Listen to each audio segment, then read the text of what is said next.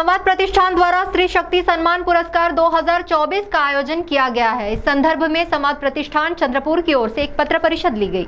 यह आयोजन कब और कहां किया जाएगा, आइए जानते हैं इस खबर में।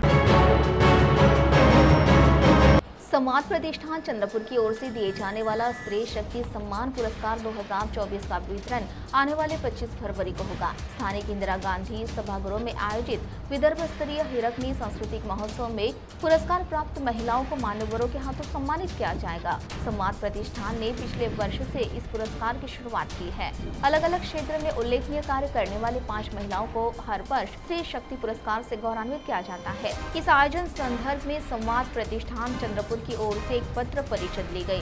आयोजित पत्र परिषद में प्राध्यापक विजय बद्धल ने विस्तार पूर्वक जानकारी दी। स्त्री संवाद प्रतिष्ठान चंद्रपूर तर्फे मागच्या वर्षीपासून आम्ही महाराष्ट्रातल्या 5 कर्तृत्ववान महिलांना स्त्री शक्ती सम्मान पुरस्काराने त्यांचा सन्मान करतो। या वर्षीला राजमाता राष्ट्रमाता जिजाऊ पुरस्कारासाठी गंगूबाई उर्फ अम्मा जोरगेवार यांना आम्ही सन्मानित करणार आहे।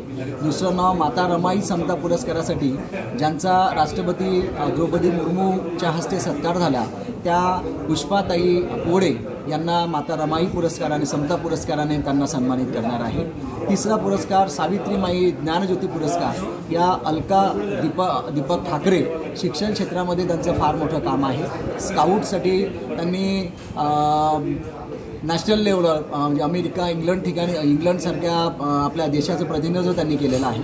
त्यांचा आम्ही सावित्रीमाई ज्ञानज्योती पुरस्काराने सन्मान करतो आहे। चौथा पुरस्कार प्रतीक्षा शिवनकर जी सिने अभिनेत्री आहे। सामोरची सारख्या छोट्याशा गावातून येऊन जीवाची होते या काहिली असेल, एका लग्नाची दुसरी गोष्ट असेल, या सगळ्या आणि कॉलेज डायरी असेल, या सगळ्या चित्रपटांमध्ये मुख्य भूमिकेत असलेली प्रतीक्षाचा राणी हिराई यांना पुरस्काराने आम्ही सन्मान करणार आहे। आणि रुबीनाजी पटेल ज्या नागपूरच्या आहे, ज्यांचं याच्यामध्ये तलाक आणि शरीयत आणि अल्पसंख्याक समुदायाला प्रबोधनाचं काम त्या करत आहेत। त्या रुबीनाजी पटेल यांचा पुण्यश्लोक अहिल्यादेवी होळकर पुरस्काराने आम्ही सन्मान करणार आहे। 25 तारखेला सकाळी 10 वाजता प्रियदर्शिनी सांस्कृतिक सभागृहामध्ये हा सन्मान सोहळा होणार आहे।